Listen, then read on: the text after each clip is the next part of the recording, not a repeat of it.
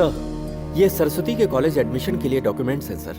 ये scholarship form, ये latest bank statement, इसके अलावा वो सब्जेक्ट कौन से सेलेक्ट करेंगी ये अभी तक बताया नहीं है। जो सर। उसे पसंद आएगा वो सिलेक्ट कर लेगी। मैंने ऑलरेडी सिलेक्ट कर लिया है डैडी।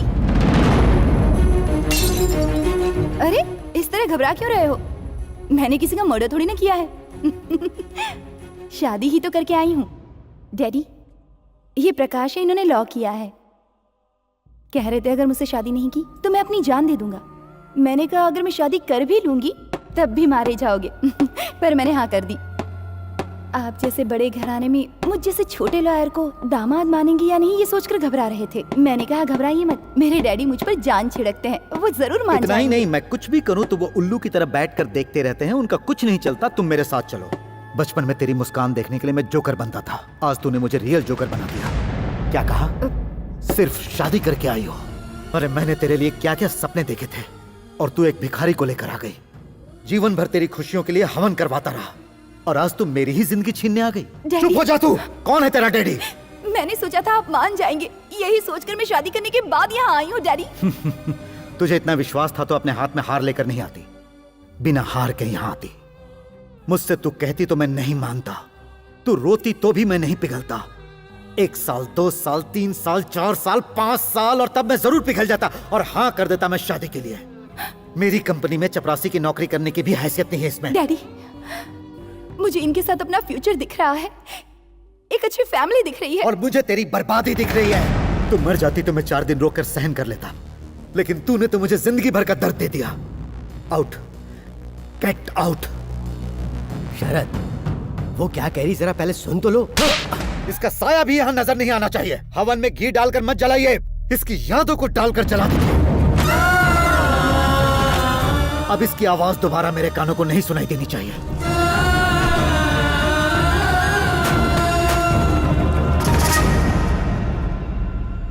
Good morning sir.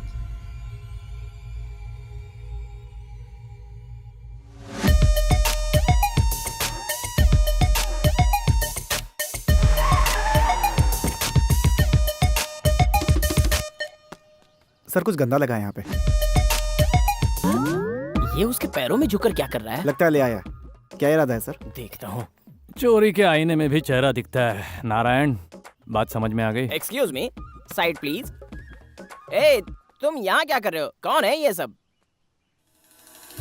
सच्चाई ये, मैं ड्राइवर नहीं हूँ, सरस्वती का भतीजा हूँ।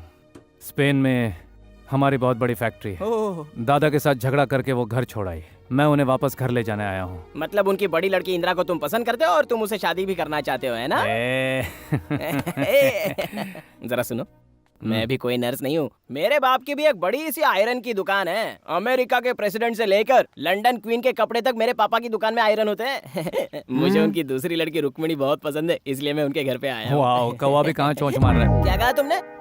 कोइंसिडेंस। तुम दोनों उनके दामाद बन गए तो जॉनसन एंड जॉनसन की तरह आयरन एंड आयरन का खिताब मिल जाएगा। हाँ। उन दोनों लड़कियों की जोड़ी सिर्फ तुम दोनों के साथ अच्छी लगेगी। एक्स्ट्राऑर्डिनरी। बकवास बंद करो। आयरन स्टील के नाम का खिताब मुझे नहीं चाहिए।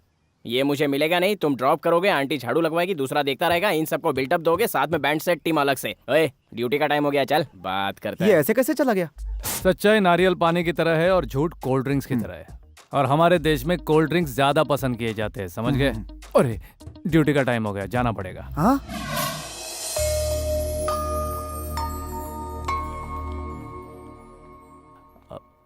Morning ma'am. वो कल के बाद के लिए आई एम सॉरी। एक्चुअली वो स्वामी सर ने मुझे थोड़ा मिसगाइड कर दिया। तुम कौन? ड्राइवर चंदू। देखो चंदू, अगर कोई चेयर पुरानी हो जाए तो उसकी फोटो लेकर उसका फ्रेम बनाकर रोजाना उसे देखने से उसमें अचानक किसी दिन जान आ जाएगी, ऐसा कोई सोचता है क्या? चेयर पर बैठ सकते हैं ना, उसमें कोई जान थोड़े ही डाल सकता है। मानते हो ना? हाँ। मेरे लिए तुम भी वैसे ही हो। ये टेबल, चेयर, ड्राइवर, काम वाले, ऑल आर इक्वल। इन सब के पीछे मैं अपना दिमाग खराब करूं तो कैसे चलेगा? हाँ, चलो अब जाओ जाओ, अपना काम देखो, जाओ चलो जाओ।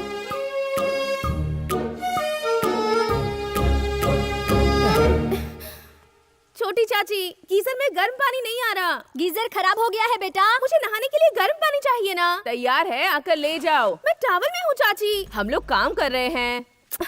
छी, मुझे शादी कर लेनी चाहिए। पति एक बकेट पानी तो ला देगा। ए, तुम यहाँ क्या कर रहे हो? बकेट नीचे था और आप यहाँ चिल्ला रही थी। बड़ों ने कहा है जहाँ तुम काम करते हो वहाँ हर काम में हाथ बटाना चाहिए। दिखने में ही पक्के चोर लगते हो। मेरे डैडी ने तुम्हें काम देकर गलती की। एक्चुअली मैं एक 3D फिल्म की तरह सोच रहा हूँ। हाँ? मतलब आप इन आंखों से देखोगे तो आपको कुछ भी समझ में नहीं आएगा, ओह। लेकिन दिल की नजर से देखोगे तो सब बात समझ जाओगी। एक लड़की को नहाते हुए नहीं देखना चाहिए, इतना भी कॉमन सेंस नहीं जरा है। देखिए मैडम, उधर वो नल, इधर वो बकेट, ब्रश व्रश, सब आपको नहाते हुए देख रहे हैं ना। मैं भी उन्हीं की तरह एक ड्राइवर हूँ। ये तो आप ही ने कहा था ना अपनी जुबान से। चलिए मैं यहाँ खड़ा रहता हूँ, आप तब तक नहा लीजिए। पानी की जरूरत पड़ी तो और ले आऊंगा। मुझे चैलेंज कर रहे हो? अभी नहा के दिखाती हूँ। रहने दो मैडम। वैसे आप मेरे सामने आराम से नहा लोगी, लेकिन मुझे आप जैसी लड़की को देखने का कोई शौक नहीं। आप तो एकदम भले चंगे थे, अचानक क्या हो गया? उस दिन दोपहर को मैं कुछ नर्वस सा लग रहा था और साथ में जर्नी भी कर रहा था। थोड़ा थोड़ा सीने में दर्द हो रहा था। मैंने सोचा शायद गैस प्रॉब्लम होगी, तो मैंने इनो पी लिया। उसके बाद ड्राइव करते समय लेफ्ट साइड में मेरे जोर से दर्द उठा। आंखों के सामने अंधेरा छाने लगा मैं मर जाऊंगा।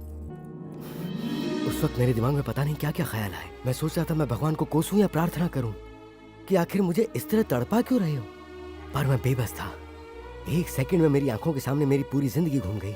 लगा जिंदगी खिसकती जा रही है। अपनी बीवी, बच्चे और परिवार के सभी लोगों को मैं मिस कर रहा था। सोच रहा था हमारे घर में अब तक कोई शुभ कार्य नहीं हुआ है, क्या मैं उससे पहले ही मर जाऊंगा। ऐसे वक्त में ही आपको अपनों की कीमत का पता चलता है। अगर आप सच्चे हो तो ऊपर वाला आपकी मदद के लिए किसी फरिश्ते को भेज ही देता है। और ऐसा ही हुआ। मैं बस दुआ कर रहा था कि मेरी फैमिली की खातिर मेरे दिल की धड़कनें अभी ना रुकें, और ऊपर वाले ने फरिश्ता भेज दिया। ग्लास तोड़कर एम्बुलेंस पे डालकर मुझे एडमिट करवाया और मेरी जान बचा ली। Thank you. इससे बढ़कर और मैं क्या कहूं। मेरी माँ अगर आज जिंदा होती तो वो जरूर तुम्हारा एक मंदिर बनवा देती। मम्मी, ऐसे में आपके मायके वाले क्या करते? अब मेरा वहाँ कोई भी नहीं है, सब मर चुके हैं।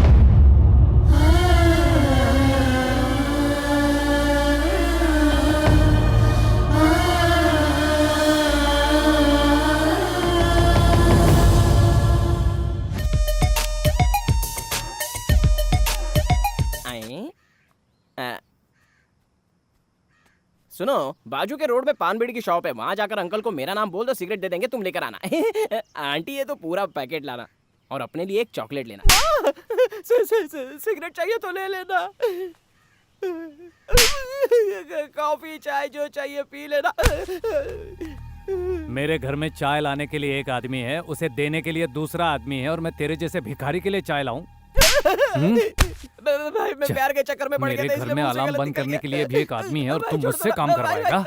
ये क्या है? वो क्या है ये? वो कॉफी तेरा शॉप ये? है। हैं? नहीं सर। मैं अमेरिकन कॉफी पीऊंगा, फिल्टर कॉफी पीऊंगा, ब्लैक कॉफी पीऊंगा, मुझे खुद नहीं पता है, और इसीलिए मैंने दुकान खोल रखी है। देख देख, इधर आ। गलती हो गई सर। जब ये घर वाले मुझे सब्जी लाने को कहते हैं, बीन्स लाने को कहते हैं, नारियल लाने को कहते हैं, मेरी समझ में नहीं आता, इसलिए ये गाड़ी यहाँ पर रखी हुई है। सर, समझ और गया। तू मुझे मुझे नहीं सर, इधर मारिए इधर मत, आ, नहीं सर। इधर आ। गलती देख हो गई वहाँ, सर। देख देख लिया सर। कौन सी गाड़ी में पेट्रोल डालना है, किसमें डीजल डालना है, मुझे नहीं पता, इसलिए इनको रखा है। मेरे ड्राइवर बनने के काम के लिए मैंने इतने लोगों को रखा है, और तू मुझसे काम करवाएगा? नहीं सर, गलती। आप क्या है ये मुझे नहीं पता सर, आप ही बताइए सर। इस गरीब को एक सेलफोन मिल गया तो मालिक का है ये पता लगा कर ढूंढ सकता हूँ ना सर। उल्टा घड़ा भरना चाहो तो कभी नहीं भरता। शादी के बाद तो भरेगा ना सर। नहीं सर, नहीं सर, नहीं। तेरी सर, ये सारे लोग हैं ना, किस बात की सैलरी पाते हैं? बस सर बहुत सर पे मंडरा रही है, मुझे इनसे बचा लो sir please sir, sorry sir, गलती हो गई सर। नारायण सर, तुम्हें नहीं लगता कि मेरा गुस्सा पहले से कुछ कम हो गया? You are right sir. पहले गन से बात करते थे आप, आजकल हाथ से बात करते हैं। गुस्से पे थोड़ा और कंट्रोल करेंगे तो मुंह से बात कर पाएंगे। तो मेरे साथ भी जरा सॉफ्टली ट्रीट कीजिए एक ना। काम करो, बोलिए सर। इसे कुछ पैसे देकर छोड़ दो। ठीक है सर। जल्दी लाओ।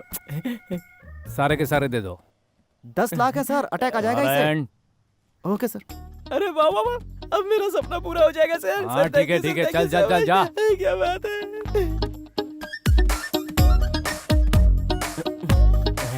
नारायण सर, हाँ? इसकी चाबी। क्या? की हाँ। इधर ला। इसे सर ओपन करके देंगे सर। अमेरिका में रहकर बैंगलोर का एक बैंक लूटने वाले के हाथों में 10 लाख का सूटकेस दिया तो पूछ रहे इसकी चाबी कहाँ है? ए खोलने के लिए चाबी तो लगती है ना। नारायण, सर, तुमने सही कहा था। अगर ये इतना कैश देखेगा तो बेचारा शॉक हो जाएगा, इसलिए तू ये रख। नारायण सर, वो किस्मत पे ना हो तो निवाला भी छिन जाता है। इतना बहुत है, चल निकल ले। मुझे वो भी चाहिए ये सर। भी जाएगा अभी। ये तो रहने दो।